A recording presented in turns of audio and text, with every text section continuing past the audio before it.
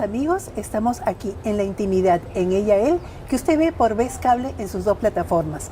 Estamos ahora con Karen Müller. Ella viene desde el sur de Chile. Ella ha venido a Perú a participar en un encuentro, en una convergencia de mujeres medicina, de mujeres que se juntan para sanar la tierra. Gracias, Karen, por venir. Ella además, bueno, es coach, es psicóloga, trabaja mucho en toda la parte del menstrual, ¿no? Cuéntanos un poquito vamos a hablar en principio de esta enseñanza que das tú a las mujeres de los ciclos menstruales. Ok, hola, muy buenas. Muchas gracias por la invitación. Sí, le podemos llamar ciclo menstrual, le podemos llamar ciclo femenino. El primer concepto que aparece acá es que no es la regla, como comúnmente se le llama, ¿no? No es algo lineal, sino más bien es darnos cuenta que somos igual que la naturaleza. Entonces claro, vamos pasando por ciclos, vamos pasando por etapas. Así, en círculo. Exactamente. Y entonces la palabra menstruación viene del latín y del griego, que ambas hablan de lo lunar y de lo mensual. Entonces, claro, uno cuando nace ni se pregunta el tema, le llega la menstruación como mujer y uno dice, oh, qué problema, de ahora en adelante tengo que andar preocupada de cosas que no quería, que antes era más libre, qué sé yo. Pero en realidad yo siempre lo he llamado como un gran regalo, el gran regalo de la fertilidad. No es que las mujeres no seamos creativas o no podamos fertilizar ideas, pero cuando empezamos a menstruar podemos tener más conciencia de esos procesos.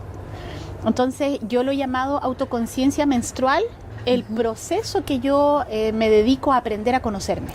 Mira, como tú dijiste hace unos instantes, a veces es como que me ha venido la regla, o estoy en esos días, o estoy enferma. Eso es lo que decimos las mujeres, y además podría ser muy doloroso también, ¿no? O sea, físicamente hay más o menos dolor, o mucho dolor también.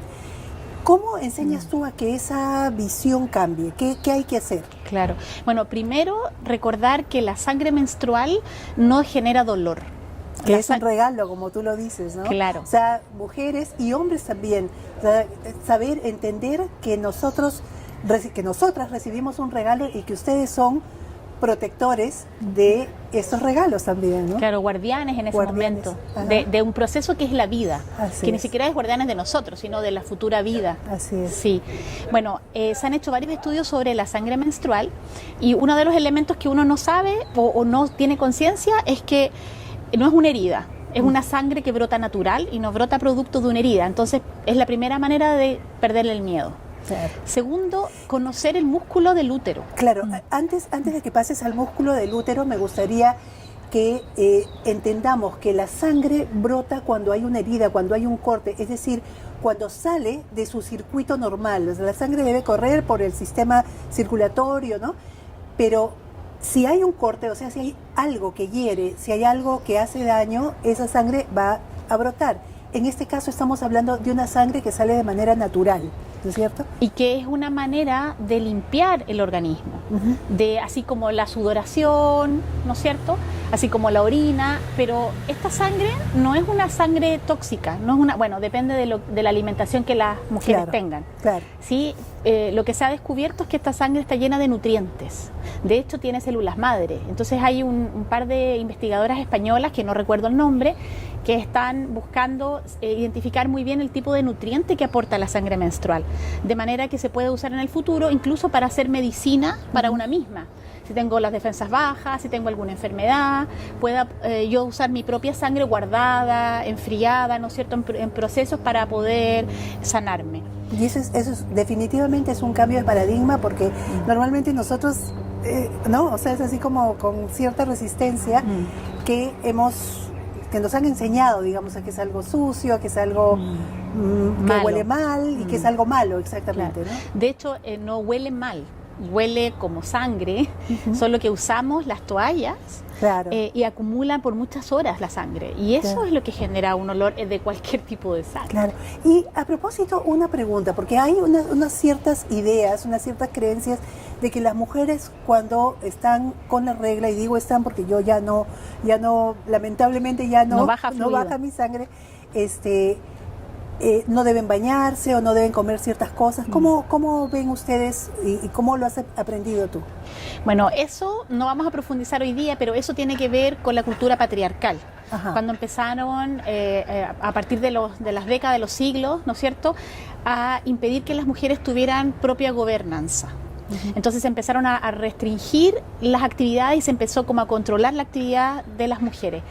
Pero antiguamente, o sea, bañarse, de hecho, muy antiguamente se ha descubierto que las mujeres cuando sangraban, cuando estaban menstruando, las llevaban a los campos a caminar, claro, para que corriera y fertilizara las tierras, que era lo que después comía todo el pueblo. Es una sustancia riquísima en hormonas, ¿no?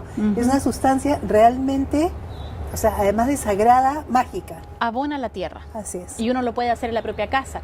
Y eso hoy día hay tradiciones de algunas comunidades indígenas en Colombia, tengo entendido en la selva, pero también prácticas urbanas de mujeres urbanas como nosotras, que juntamos nuestra sangre y la sembramos. Entonces se habla de sembrar la luna o de sembrar la sangre para mantener, claro, hermosas nuestras propias plantas de la casa, ¿sí? Así es.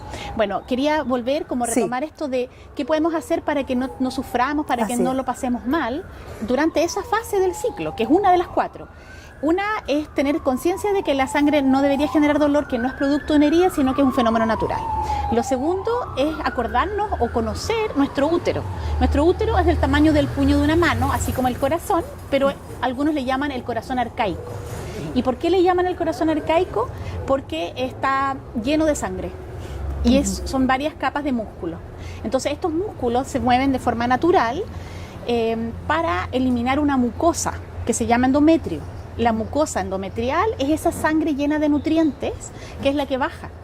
Entonces eso necesita, imagínense, yo siempre hago la analogía con Cenicienta, ¿no? O sea, cuando uno está con sus días de menstruación, uno quiere estar quieta y uno está físicamente quieta, pero la Cenicienta de adentro, la que está dentro del útero, está haciendo aseo, está limpiando, está ordenando para que toda esa mucosa pueda bajar y quede de nuevo limpio el lugar para que se vuelva a tejer mucosa nueva el próximo mes. Entonces ahí hay mucho movimiento de la musculatura. Y eso es lo que nos duele cuando nosotras no tenemos práctica del movimiento de los músculos del abdomen y del útero. Entonces, la sabiduría ancestral es mágica, ¿no? O sea, nosotros hemos perdido mucho conocimiento, pero el origen de la danza del vientre, de la danza, ¿no es cierto?, belly dance y todo, se dice que tiene que ver con estas prácticas que las mujeres hacíamos para estar conectadas con los movimientos de la musculatura y que no fueran duros y que el músculo no estuviera como sin actividad y pudiéramos disfrutar en la bajada. Entonces es importante que hagamos belly dance, y yo diría que ya que lo tenemos más a la mano, de repente con nuestra música afro también podemos, porque lo que se mueve es justamente la parte baja de la cintura, ¿no? La danza tribal, todo lo que es con el cuerpo hacia abajo, de la cintura y del abdomen. Tocando tierra, claro. Sí, todo eso, nunca cuando estamos menstruando. Eso hay que hacerlo en las otras fases. La segunda fase, la que viene después de la menstruación, se llama la fase estrogénica, porque se libera estrógeno, que es una hormona, y algunos le llaman la fase preovulatoria también. Y es corta también, dura 5 o 6 días y es la que nos dan ganas de bailar. Es donde queremos hacer actividades, queremos estar en el mundo, queremos compartir con los demás. Se nos ocurren miles de ideas, así que es bueno tener un blog a mano para ir anotando. Somos optimistas e ingenuamente optimistas. O sea, hay un acompañamiento desde la biología, pero también desde nuestra historia, que hace que esa sea la etapa del mes en la que andamos con más energía. Luego viene la tercera fase, que es la fase ovulatoria, que es la que todas las mamás se asustan y los papás se asustan. No vaya a quedar embarazada, que no salga con el novio, que tenga cuidado, ¿sí? Porque es la etapa de la fertilidad, que eso también dura unos 6 días. Entonces, ¿cómo yo sé cuándo estoy siendo fértil? Uno puede hacer un cálculo, y ahí es donde yo le llamo a la fase del ciclo menstrual la gran brújula. O sea, cuando nosotras estos 30 y tantos años que estamos menstruando, desde el día que empezamos hasta que nos llega la menopausia, nosotras, la gotita de sangre es el norte para mí. O sea, la primera gota de sangre es la que te va a marcar el inicio del ciclo, hasta que vuelva otro ciclo. Los ciclos generalmente duran 28 días y se parecen a los ciclos de movimiento de la luna. Por eso es que se asocia la menstruación con la luna. Pero no necesariamente. Y algunas mujeres me preguntan, yo estoy mal, tengo que ir al médico porque mi ciclo es de 30 y tantos días, o mi ciclo es de 14 días o de 20 días. Yo les quiero decir a todas que es perfecto. Es perfecto, no es una enfermedad, es anormal porque la norma es lo común, Claro, lo es que la luna. compartimos varios. Pero lo que me pasa a mí es lo que necesito vivir. Si yo tengo un ciclo de 30 y tantos días, probablemente hay una de las fases que yo la tengo que vivir con más tiempo. No le he dedicado tiempo, no he estado ahí conectada, y entonces la sabiduría de mi cuerpo me dice, tienes que estar más tiempo ahí, Karen. Entonces quédate con una fase premenstrual mucho más larga o con una fase menstrual. A lo mejor hay días que uno tiene 7 días de menstruación y uno quiere puro terminar y sigue menstruando y sigue. Y es porque el cuerpo necesita ordenar adentro. Yo no tengo idea, porque como no tengo conciencia, no lo entiendo. Claro. Pero es como otro idioma. Cuando uno aprende inglés, ya escucha conversaciones y sabe qué pasa. Si uno aprende lenguaje menstrual, uno va a entender. Claro, y es interesante que sepamos que son ciclos en los que podemos vivir diferentes momentos de nuestra vida, ¿no? Exacto. Como tú dices, o sea, puedo estar quieta y limpiando, o puedo estar muy creativa, o puedo llevar a la concreción mis proyectos, ¿no? Cuando estoy ovulando, tengo la capacidad para concretar todo. ¿Y cuál Tengo es la fuerza de la madre que ejecuta, que dice que sí y que va. ¿Y cuál es el momento en el que todos nos miran? En esa. En esa, cuando De estamos hecho- súper recontra atractivas. Sí, porque estamos liberando ferormonas. Y esto biológicamente tiene un objetivo, que es atraer al Claro. sexo opuesto para poder reproducirnos como especie. Claro. Eso es como a nivel biológico. Pero los seres humanos, a diferencia de otras especies, nosotras no entramos en celo. No Claro. como las otras especies, nosotros menstruamos todo el tiempo, o sea, durante el año, todos los meses. Por lo tanto, no vamos a quedar embarazadas a cada rato. Claro. El objetivo es conectarnos con el placer, con el disfrute, con la creatividad y con reunirnos con otras personas. Entonces, estamos súper atractivas, todos ponen nuestra atención y es la época del mes que yo agendo para tener reuniones, para tener entrevistas como esta o cosas Claro. así. Ah, perfecto. Entonces, claro, si tú quieres firmar un contrato o hacer una negociación, esta es la época del mes Sí. en la que es más claro, porque ir así como con ganas de quedarte así arropadita, ¿no? No No, es lo más conveniente. No, porque no vas a estar con el foco puesto ahí. Así. Y en la etapa estrogénica, que se llama también arquetipo de la doncella, que es que viene después de la menstruación, andamos súper dispersas y vamos para todos lados. Entonces tampoco es un buen momento para tomar decisiones, es un momento para abrir posibilidades. Y después viene la fase premenstrual o la fase lútea. ¿Por qué? Porque en ese momento es cuando el óvulo que no fue fecundado empieza a desintegrarse lentamente. Entonces se le llama lútea. Esa es la fase más larga, puede durar 15 días, 16 días, muchas veces dura algo así. Es el momento en que además uno la puede dividir en 2 fases, en 2 como subetapas. La primera es la que uno todavía tiene esta energía de crear y se le llama arquetipalmente la hechicera, la que es seductora. Aquí uno se pone más sexy, porque cuando uno está ovulando, uno está como más madre, más como puesta en su cuerpo y todo lo demás. Después uno se pone mucho más sensual, mucho más coqueta, uno se atreve a hacer ciertas cosas que tienen que ver con la sensualidad. Y después cuando uno va saliendo de esa etapa, va entrando lentamente a acercarse de nuevo a la menstruación, de nuevo a la fase de la savia, de la que se va para adentro. Entonces en ese periodo uno es lo más honesta.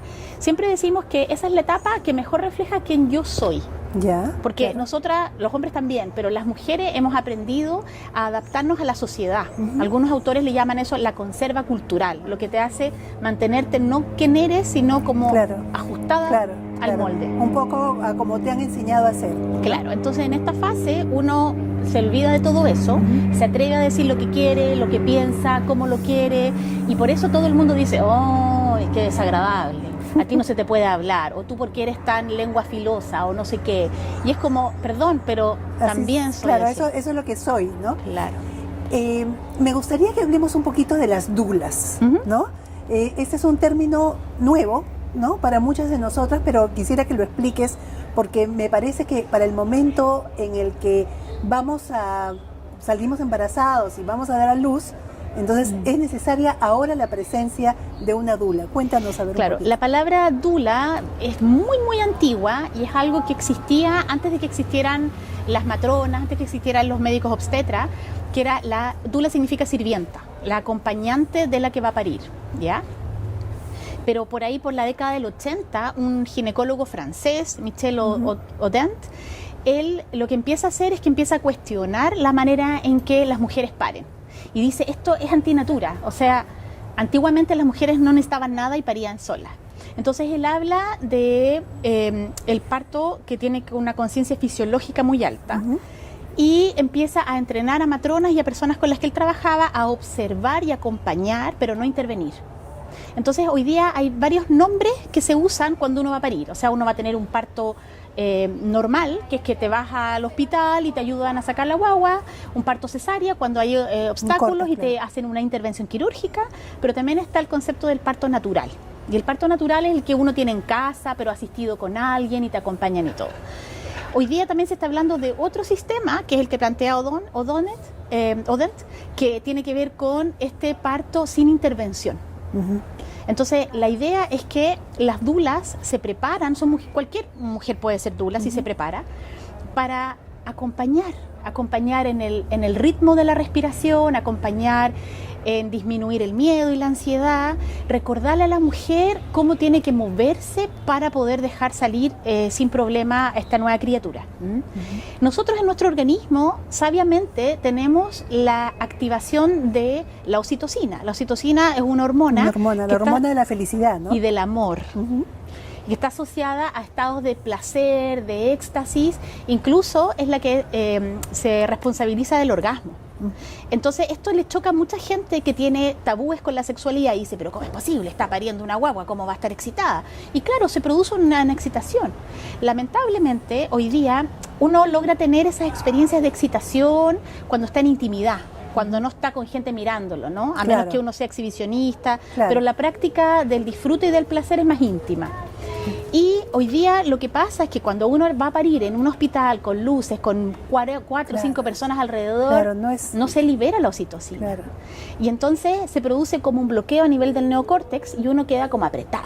Entonces, obviamente que duele. Claro, duele y eso te puede, o sea, de hecho te lleva a una cesárea porque no estás relajada, no estás permitiendo que las cosas sean naturales. Que la guagua se acomode. Así es. Entonces, finalmente lo que ocurre es que te ponen este epidural o te ponen algo y te bloquean. Te bloquean. Pero se ha descubierto, y hay una escritora española que se llama Casilda Rodríguez, que en la 2005 creo, publica por primera vez un libro muy hermoso que se los recomiendo, que se llama Pariremos con placer.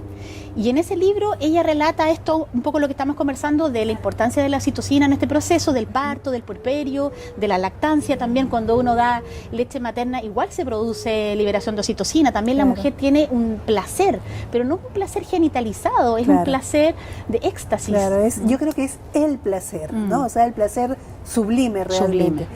Hay tantas cosas que hablar y tantas cosas que aprender realmente. Yo te agradezco muchísimo, pero el tiempo siempre nos gana en la tele. Pero bueno, vamos a seguir conversando cuando vengas a Perú nuevamente y aprender más de lo que podemos vivir como mujeres. Y los hombres también, por supuesto, todos ustedes caballeros. Sí, eso es un pendiente. Vamos a investigar sobre hombres y vamos a traer material también. Perfecto, muchísimas gracias, Karen. Y para las personas que quieran saber un poco más de Karen, aquí está saliendo su página de Facebook para que la visiten. Nosotros regresamos en unos instantes.